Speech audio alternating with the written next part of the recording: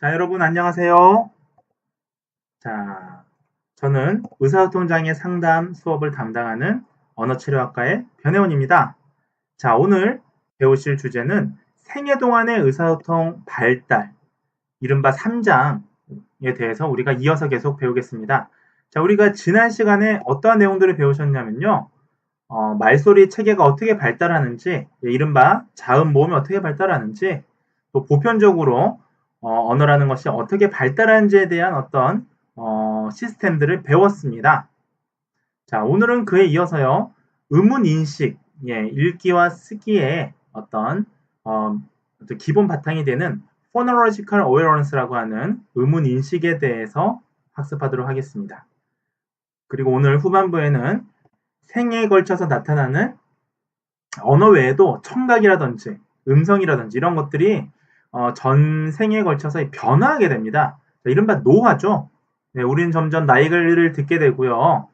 나이가 들어감과 동시에 근육 같은 것들은 퇴화되고요. 네, 후두도 우리가 말소리를 생성해내는 이 후두도 성대도 근육으로 이루어져 있거든요. 근육으로 이루어져 있으니까 갑상피혈근이죠. 이런 것들이 네, 음성의 노화로 영향을 받게 됩니다. 이런 과정은 어떠한지. 청각도 마찬가지입니다. 자, 우리가 점점 나이가 들어가면서 주파수 대역도 조금 들을 수 있는 가청 주파수가 역치가 조금씩 떨어지게 되고요. 네, 귀도 역시 관여하는 여러 가지 그런 근육이라든지 구조들이 이제 점점 노화가 되죠. 그래서 어떻게 변화가 되는지 이런 것들에 대해서 좀 살펴보시도록 하겠습니다. 수업을 본격적으로 시작하도록 하겠습니다. 자, 먼저 phonological awarenes스라고 하는 의문인식에 대해서 한번 살펴보시도록 하겠습니다. 자, 의문인식, phonological awareness가 뭐냐? 자, 한마디로 정의하자면 읽기 쓰기의 기초가 되는 능력을 의미합니다. 자, 근데 이게 사실 추상적이죠. 읽기 쓰기의 기초가 되는 능력은 뭐냐? 어떤 게 그럼 읽기 쓰기의 기초가 되는 것이냐? 라고 한다면 크게 세부적으로 두 가지로 정의할 수가 있겠습니다. 자, 첫 번째 정의는요. 낱말이 음절 또는 음소라는 작은 단위로 구성됨을 이해하는 것을 우리는 의문인식, 이른바 phonological awareness라고 합니다. 자, 예컨대 보십시오. 어머니라는 단어를 한번 볼게요. 자, 어머니라고 하는 단어를 여러분들은 이미 이제 성인이니까 의문인식을 할 수 있으니까 자, 몇 음절로 구성되는지 아실 거예요. 어머니는 몇 음절이죠? 3음절이죠. 자, 그 다음에 음소로 구성이 되어 있죠. 어머니는. 자, 모음 어와 네, 양순 비음 미음과 무하고 다시 모음 어하고 뭐 이런 식으로 분절되어 있음을 여러분들이 아실 거예요. 어머니라는 게 통낱말로 쪼개지지 않는다라고 생각하시는 분은 아마 여기 없을 겁니다. 자, 우리는 지금 이처럼 이러한 분절을 너무나 쉽게 이해할 수 있지만 아이들은 실제 그렇지가 않습니다. 왜냐하면 아이들은 처음 배울 때 미음, 뭐 이런 걸로 이렇게 구분해서 배운 게 아니에요. 통낱말로 먼저 배우잖아요. 자, 그래서 하지만 우리가 읽기나 쓰기를 하려면 어떻게 됩니까? 작은 단위로 구성되어 있음을 알아야 우리가 글자 읽기 쓰기가 가능하거든요.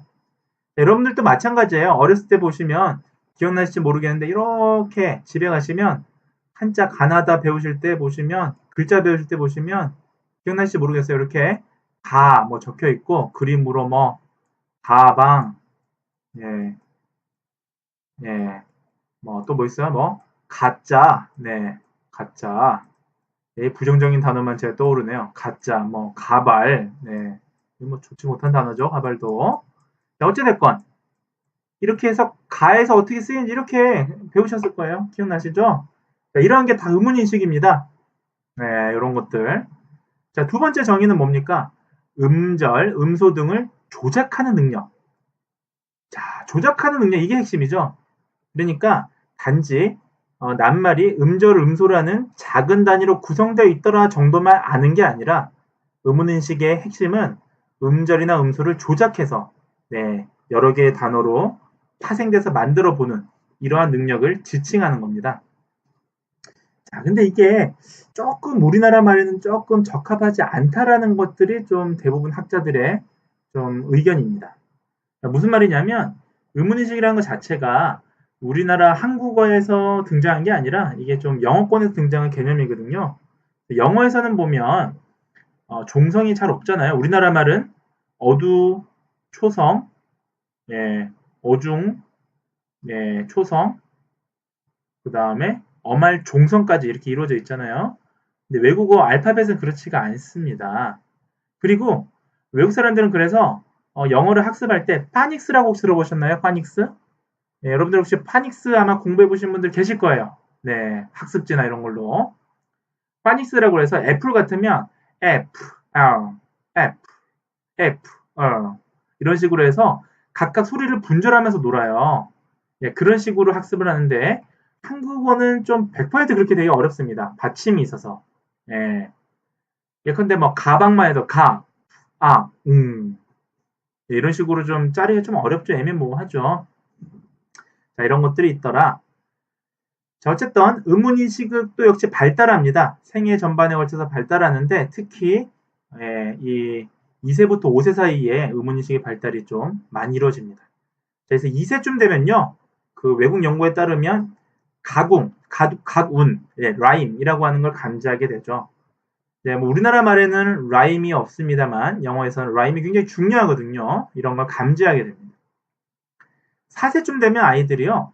음절 구분에 대해서 인식하게 되고 다음절 낱말의 음절수를 댈 수 있게 됩니다.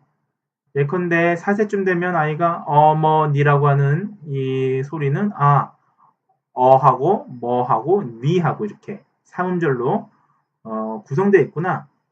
예, 이렇게 생각을 하죠. 그래서 예를 들면 뭐 어머니의 어를 봤다가요. 또 뭐 있을까요? 어린이 할 때 또 어를 보면 이거 어랑 이 어랑 같아라고 이렇게 아이들 얘기하는 거 예, 한번 좀 보신 적 있을 겁니다. 자, 그런 것들이 의문의식이 발달하면서 나타나는 하나의 현상들이라고 보시면 되겠습니다. 만 5세쯤 되면요. 단음절 낱말의 초성, 예, 첫 소리를 하나의 단위로 분리하기 시작한다고 합니다. 예, 가방이라는 소리의 앞에 기역으로 시작하는구나. 이거 예, 이름이 뭐 김갑수면요. 내 이름 기억에 이거 시작하는 거랑 똑같아. 이렇게 내 이름도 이걸로 시작해. 이렇게 얘기를 하죠. 자, 첫 소리를 하나의 단위로 분리한다라는 겁니다. 자, 이러한 것들이 의문인식이다라고 우리가 보시면 되겠습니다. 넘어가겠습니다. 자, 말소리 체계의 발달 우리가 지난 시간에 보셨으니까 이건 좀 넘어가도록 하겠습니다. 예. 예, 자, 의문인식까지 보셨고요. 자, 그럼 이제 뒷부분 남은 부분은 뭐냐? 자, 생애에 걸쳐 나타나는 청각 능력과 음성 능력에 대해서 좀 간단하게 다뤄보도록 하겠습니다. 여러분들 나이가 들었다는 거 어떻게 느끼세요? 물론 제가 여러분들한테 이런 질문을 하면 아직 여러분들은 대부분 20살이니까 20대 뭐 초반이니까 뭐 나이가 들었음을 알 수 없습니다라고 얘기를 할 겁니다. 물론 저도 아직 그 노화가 나타난 나이는 아주 노인 나이는 아니니까요. 하지만 대부분 많은 사람들이 본인이 나이가 들었음을 아는 거는 이런 청각 능력의 소실, 이른바 청력 소실로 내가 나이가 들었구나를 알게 된다고 합니다. 소리가 잘 안 들려요, 노인이 되면. 자, 이를 우리가 노인성 난청이라고 표현합니다. 자, 노인성 난청이라고 표현합니다.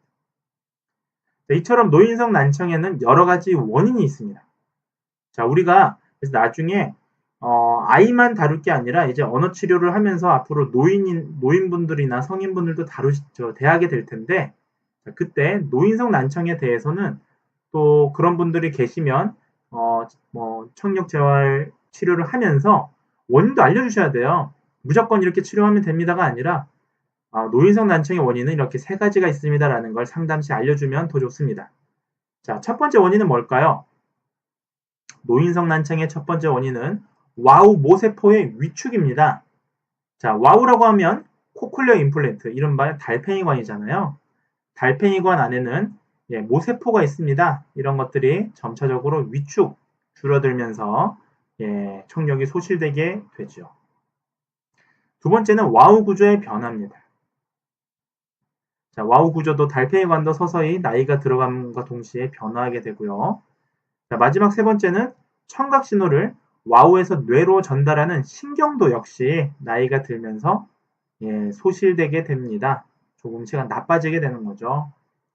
자, 우리의 인체는 참 슬픕니다. 그래서 결국 노인성 난청이 나타나게 되는 것입니다. 자, 노인성 난청에 대한 기본적인 특성을 좀 말씀을 드리겠습니다. 자, 노인성 난청은요, 양측성일 수도 있고요, 또 대칭성일 수도 있고, 또 감각신경성일 수 있습니다. 자, 그래서 노인성 난청은 양측성, 대칭성, 감각신경성 난청을 초래합니다. 자, 그리고 노인성 난청의 두 번째 특징은요, 특정 주파수가 잘 안 들린다는 거죠. 모든 주파수가 골고루 안 들리는 게 아니라 특별히 좀 고주파수 대역에서 좀 더 소리를 못 듣는 경향이 있습니다. 자, 이러한 것들을 우리가 알아둬야 노인분들에게는 좀 더 이렇게 청력 제어할 때 그 적합한 치료를 할 수가 있겠죠. 또는 상담도 필요합니다. 노인성 난청의 세 번째 특징은 소음이 들리는 환경에서 말소리 구분이 더 어렵다는 거예요. 자, 소음이 있으면 더 어렵습니다. 그래서 어르신들 같은 경우에는 만약에 이제 특히 뭐 신경 언어 장애 이런 부분에서 이제 그 치료를 하게 될 때에는 소음이 좀 없는 그런 환경에서 집중력이 청각적 집중력이 더 생길 수 있는 그런 환경에서 청정 제어를 시행해야 합니다. 자, 소음이 들리면 어르신들은 듣기 어려워하시죠.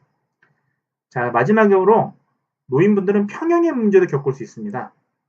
자, 이 평형의 문제, 이게 사실 심각한 문제인데요. 평형의 문제를 겪다 보니까 노인분들이 균형을 못 잡아서 낙상, fall이라고 하는데요. 낙상이 이게 원인이 됩니다. 이게 별거 아닌 것 같아도 노인 사망률의 가장 큰 원인을 차지하는 것 중에 하나입니다. 침대나 이런 데서 떨어지거나 넘어지는 거죠.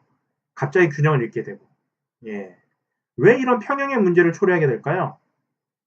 이게 청각 능력하고 관련이 있을까요? 여러분들 잘 아시다시피 관련이 있습니다.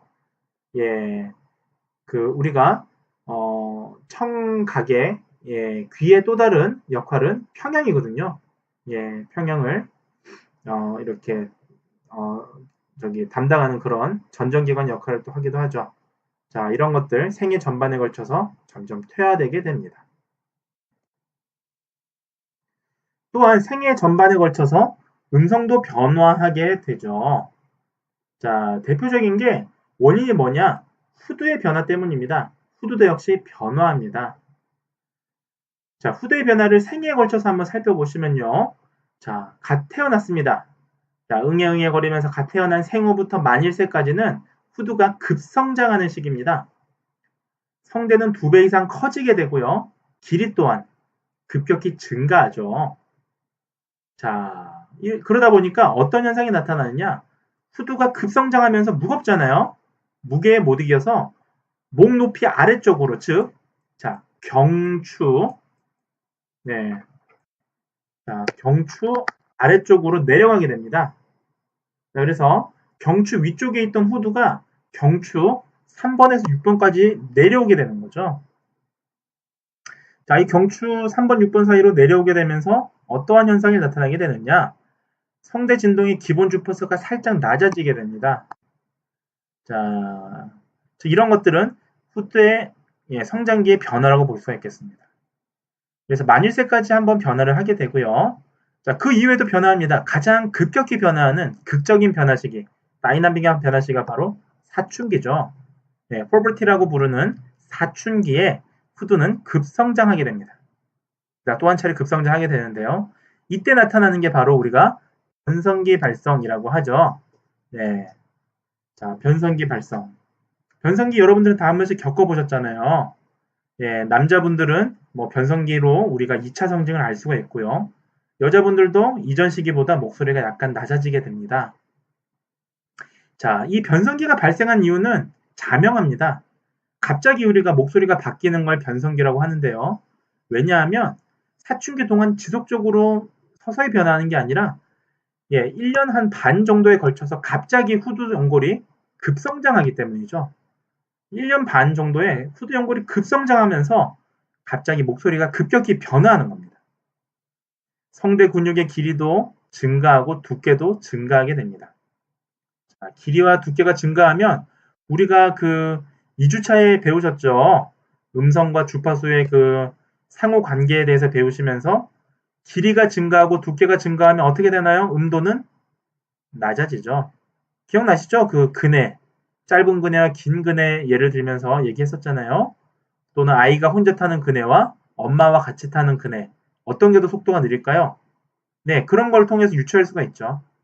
그래서 자, 성대 근육의 길이와 두께가 증가하면서 음도가 낮아지게 됩니다. 17세 정도의 기준으로 보면 남성의 성대 길이는 이런 것 좀 외워주셔야 됩니다. 이런 것들이 가끔씩 국시에서 요구하는 아주 기본적인 암기형 문제가 되겠습니다.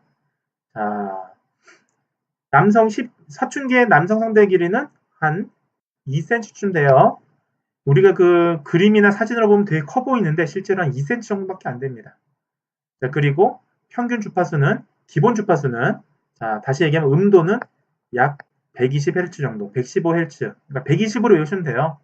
자, 2cm에 120 정도가 남자 사춘기 후반의 평균적인 수치가 되겠고요. 여성은 한 11에서 17mm 정도 되고요. 남성보다 작죠. 자, 그리고 그러다 보니까 기본 주파수, 음도는 어떻게 되나요? 한 220Hz 정도 됩니다. 그래서 남자는 120Hz, 여자는 한 220Hz, 헐츠 정도라고 암기하시면 좀 더 편할 것 같습니다. 자, 이처럼 후두라는 게 1세까지 한번 성장을 하고요. 급변화하고 그 다음에 사춘기 때 급변화하죠. 자, 여기서 끝나느냐? 이제 노화가 남았죠. 안타깝게도 이제 노인이 되면 음성이 노화합니다. 이른바 이를 우리는 노인 음성이라고 합니다. 자, 후두 연골이 점점 석회화되고 골화됩니다. 우리가 석회화된다라는 표현을 쓸 때에는 이게 딱딱해진다라고 이해하시면 돼요. 골화. 뼈처럼 딱딱해지더라. 석회질처럼 딱딱해지더라. 자, 이거 무슨 얘기냐? 유연성이 부족해진다라는 의미죠. 딱딱해진다라는 건 유연성이 부족해진다는 의미예요. 자, 유연성이 부족해지니까 연골이라는 게 사실은 약간 말캉말캉 해야 됩니다. 여러분들 무릎에도 연골이 있잖아요. 이 무릎 연골이 딱딱해지면 관절염에 걸리고 걷기가 힘들어지겠죠. 마찬가지예요. 후두 연골이 딱딱해지면 성대가 움직이는 데 있어서 지장이 생깁니다. 자, 그 다음에 후두 내부 근육. 자, 후두 내부 근육 이게 뭐죠? 이게 발성에 직접적인 관련을 하는 거였죠. 발성의 관련. 즉, 성대의 내외전이죠. 내외전을 직접적으로 담당하는 게 후두 내부 근육이었어요. 자, 그래서 후두 내부 근육이 위축됩니다. 위축되면서 어떻게 되느냐? 성대가 뻣뻣해집니다. 네, 성대가 뻣뻣해지니까 유연해야지 소리가 아주 예쁘게 나올 텐데 뻣뻣해지니까 좀 노화된 음성이 그런 게 들리게 되겠죠. 자, 보다 더 중요하게 지금 이 부분에서는 여러분들이 좀 관심을 가져줘야 될 부분은 남성과 여성, 성별에 따른 음성 노화가 좀 성향이 다르다는 거예요. 경향이. 자, 남성은 기본 주파수가 약 35Hz 정도 상승합니다. 즉, 남성은 목소리가 좀 높아지는 거예요. 약간. 자, 여성은 어떻습니까? 네. 호르몬이 이제 변화되고 폐경기라는 걸 거치게 되죠. 한 50대가 지나면 폐경기를 거치게 됩니다. 그러면서 후두 조직이 두꺼워져요. 자, 후두 조직이 두꺼워지면 어떻게 되나요? 우리가 2주차에 설명했던 것처럼 두꺼워지면 음도는 하강하게 되죠. 약 10dB에서 10에서 15Hz 정도가 음도가 하강하게 됩니다. 그래서 여성은 목소리가 좀 낮아지고요. 남성은 목소리가 좀 상승하게 됩니다. 자, 그래서 예전에 이 파트를 저도 여러분들처럼 학생 때 배울 때 아주 그 강의하셨던 교수님이 아주 재밌게 하셨던 게 기억이 나는데요. 뭐 성차별 논란으로 들으시면 절대 안 됩니다. 이렇게 얘기를 하셨습니다. 자, 남성 같은 경우에는 힘이 빠져가지고 목소리에 힘이 빠져가지고 이 기본 주파수가 살짝 올라가고 수다쟁이가 되는 거죠. 자, 여성 같은 경우는 할머니들은 보면 말씀을 너무 젊었을 때부터 많이 하다 보니까 후두가 부어가지고 후두가 부어갖고 목소리가 좀 하강하더라, 음도가 하강하더라 이렇게 설명을 하셨는데 좀 재밌게 들었던 기억이 나고 아직까지 이렇게 기억이 납니다. 여러분들 뭐 어떤 식으로 외우셔도 좋으니까 이런 경향들은 알아두셔야 나중에 국가고시 같은 걸 대비할 때도 좋고요. 또는 목소리에 대한 어떤 노화를 설명할 때에도 여러분들 그런 메커니즘을 상담할 때도 알 수가 있는 거죠. 자, 노인은 또 음성뿐만이 아니라 언어도 약간 미묘하게 변화한다라고 최근 연구에서는 밝혀지고 있습니다. 하지만 이런 연구들은 보편적 연구는 아니고요. 이런 몇몇 연구에서 이런 것들이 이제 밝혀지고 있는 앞으로 이제 계속 탐구돼야 될 그런 분야죠. 예컨대 보면 낱말 연상과제. 네. 대표적인 게 범주 이름대기 같은 게 되겠죠. 자, 예를 들면 이런 것도 있죠. 시장에 가면 이런 것도 있잖아요. 우리 아이들하고 이런 카테고리컬 네이밍을 이렇게 늘려줄 때 저는 이렇게 치를 때 많이 응용했거든요. 시장에 가면 바나나도 있고 사과도 있고 이런 식으로 하는 거요. 이게 범주 이름 대기를 늘리는 거잖아요. 자, 이런 것들이 낱말 연상 과제가 젊은 사람들에 비해서 낱말 수도 적고 수도 적고 속도도 느리더라. 말하는 속도도 그러니까 빨리 이렇게 꺼내는 속도가 느리더라라는 거죠. 하지만 현재까지 그 정론은 뭐냐 하면 약간 이런 낱말 연상 과제가 느리긴 하지만 구문 기술, 문법이나 이런 것들은 특별한 문제가 발생하지 않습니다. 이런 것들이 이제 대부분의 견해입니다. 만약 구문 기술에 이제 문제가 발생한다라는 건 치매라는 이제 또 다른 치매 한 중기나 말기쯤 들어가서 이제 발생될 수 있는 그런 문제들이 되겠죠. 보편적이지 않은 문제들이 되겠죠. 자, 또한 나이가 들어간과 동시에 유창성도 변화하게 됩니다. 자, 유창성이라는 게 말을 얼마나 잘 하느냐를 얘기하는 건데요. 2세부터 5세 사이의 정상 발달 과정에서 우리는 말더듬을 경험하게 되고 자연적으로 또 회복하는 그런 상황을 거치게 되는데요. 이런 것들을 우리는 다른 말로 여러분들 아마 유창성장애 수업 때 배웠을 겁니다. 정상적 비유창성이라고 얘기를 하잖아요. 네, 정상적 비유창성을 경험하게 되죠. 하지만 이런 유창성이 노년기에 또 발생할 수가 있습니다. 보시면 노인들은 아무래도 연구들에 따르면 젊은 사람들에 비해서 말을 중단하거나 문장을 수정하거나 불완전한 구를 더 많이 보이는 경향이 있다고 합니다.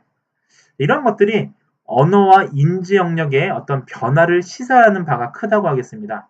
그러나 아직까지는 정확하게 어떤 형태로 어떤 유형으로 감퇴되는지는 아직 밝혀진 바는 적습니다. 앞으로 여러분들이 연구를 하게 되면 이런 노화에 대한 연구도 언어 측면에 대한 노화 연구도 참 흥미로울 것 같습니다. 자, 정상 노화 과정이 언어에 미친 영향은 교재 84페이지에 나와 있으니까 여러분들 한번 살펴보시면 좋을 것 같습니다. 자, 오늘의 핵심 내용에 대해서 정리하면서 마치도록 하겠습니다. 자, 오늘 핵심 내용은 의사소통의 극적인 발달이 민간기라고 하는 6세까지 등장을 하지만 결국 노년까지도 계속적으로 언어는 발달하고 또 쇠퇴하기도 합니다. 그래서 그러한 부분들을 고려해야 되는데요. 고려해야 되는데 청각 능력은 노인성 난청이라고 우리가 대표할 수 있는 그런 형태로 점차 변화를 하게 되죠. 소리를 잘 못 듣게 됩니다. 그래서 노인성 난청의 특징이 이와 같습니다. 이런 것들 우리가 다시 한번 잘 보시기 바랍니다. 자, 여러분들 오늘 배우셨던 내용들 잘 기억하시죠? 네. 그래서 여러분들이 앞으로 아주 좋은 상담자로서 또 언어치료 상담가가 되기 위해서는 단순히 아동의 발달 과정뿐만이 아니라 전생에 걸쳐서 언어가 발달한다라는 것을 우리가 잊지 말고 또 그런 내담자들이 왔을 때 아주 메커니즘을 정확하게 파악해서 설명해 줄 필요가 있습니다. 그러면 그분들이 치료를 할 때 좀 더 적극적으로 임하게 될 것입니다. 자, 여러분들 경청해 주셔서 너무 감사하고 다음 시간에 뵙겠습니다.